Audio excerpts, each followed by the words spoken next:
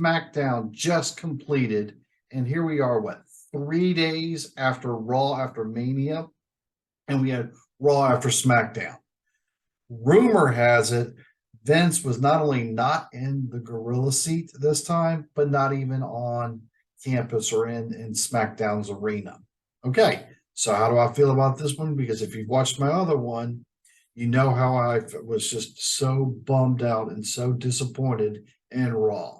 So now how do I feel about SmackDown? Well, first, like, subscribe, and make sure you comment below and join in our discussion. I loved SmackDown. It was great start to finish, and I've got a lot of theories and a lot to talk about. So sit back, get your popcorn, and be ready to crack your knuckles and push reply to some of this stuff. Opening up, how many times have we seen Imperium versus the Brawling Brutes? I don't know, about 600 times since SummerSlam, maybe, but it still puts up a good show. And how the finish happened was the way it needed to happen for today's storyline purposes. Sheamus, the sentimental favorite to win last weekend at Mania, it got neither part of the finish. It was just left neutral, left clean. And he was the one that was for the decisive victory. We also, it looked like, honestly, that Gunther was going to get the cover and just give the Imperium the win, but they went a different route, and I'm glad Sheamus got the finish. Props to that. Good. Anytime you put those six in the ring, it's going to be a good show. Was that an A+ match on their behalf? No, not at all. But it wasn't the purpose of that either. Good start to the show. Let's fast forward a little bit. Let's put Triple H out there, and he's talking about the draft. Okay. And if you noticed how Michael Cole said, and the new front leader and creator of WWE, they were trying to sell hard that Triple H is in the seat, okay, not Vince. And this felt like a Triple H storyline show. But he's talking about the draft again. Mixed feelings about that. I love how they're bringing in all three from NXT, SmackDown, and Raw. Is this where they're going to break up the championships and split the belts and just start creating some true new storylines? And all three are eligible. So will Braun Breaker move over? Will someone like Xavier Woods go to NXT? Because, or better yet, Apollo Crews is technically back on NXT, but officially, no, he's not. So that is going to be determined. But then again, does it really matter if they're on, because since they're already on multiple shows as it is. So does the draft even matter? But it's good to talk about, because that's what it's all about, is what are we talking about? Are we excited about this stuff? Does it raise our interest levels? Does it frustrate us? If it's any of those, then they've done their job. Okay. Another big storyline piece. Judgment Day. 4 people come out. You get 4 reactions. Rhea Ripley is clearly the future of women's wrestling, and that's where it needs to be. She got a pop. Okay. Well, let's go to the end. Damian Priest, he needs help cutting promos. Okay. He got a small pop. Finn Balor got a pop and a congratulations. Okay. But the biggest pop by far at heel level status was Dominic. Now, Tantor, I know you're not a fan of Dominic, but the crowd talked, and that was some serious heat Dominic's getting. And he even had the ability, in my opinion, to cut a pretty good promo.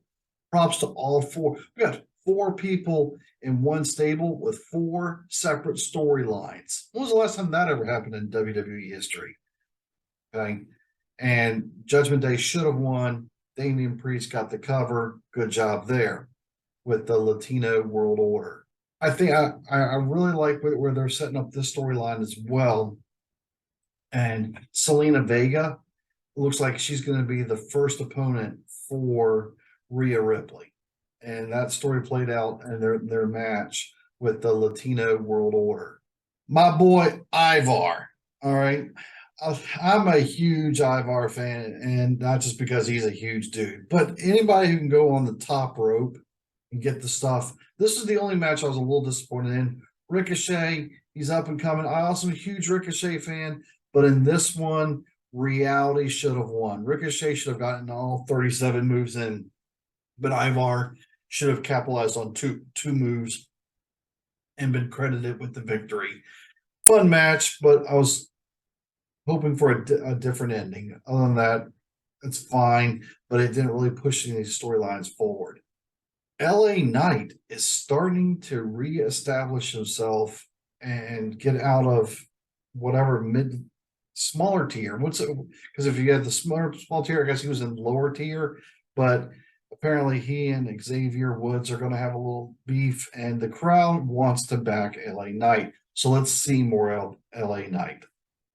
And then the main event with the Bloodline storyline, Sami Zayn, Kevin Owens. I want Jay to defeat Roman. That's how I want this to end up. I want that to be the final chapter.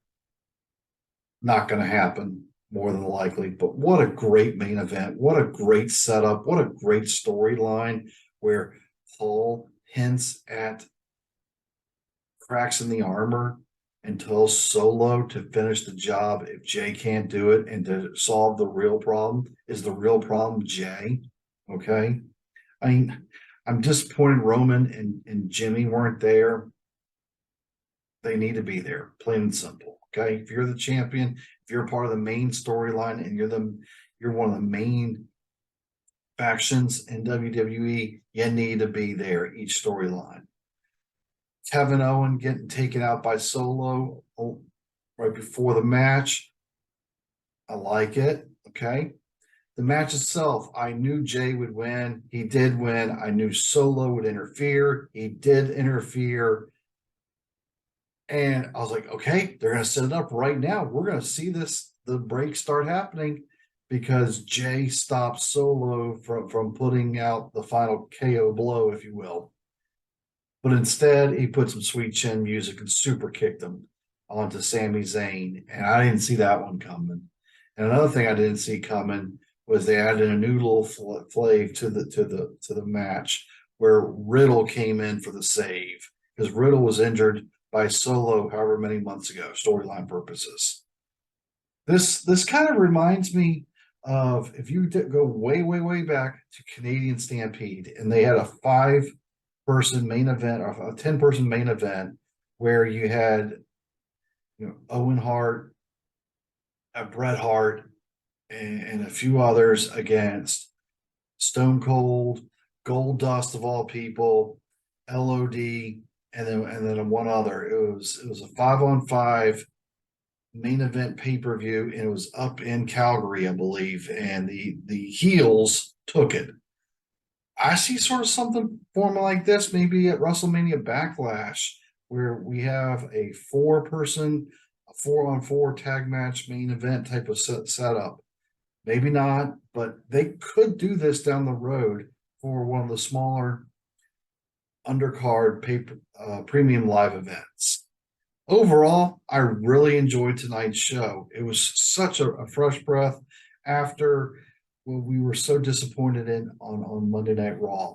No giant surprises that are usually right there off of Raw after Mania, but it continued the story, and it felt fresh and it felt good, and it was enjoyable to watch. What are your opinions? What did you think of tonight's episode of Smackdown? Make sure you subscribe, make sure you like, and make sure you comment below. Thanks for watching.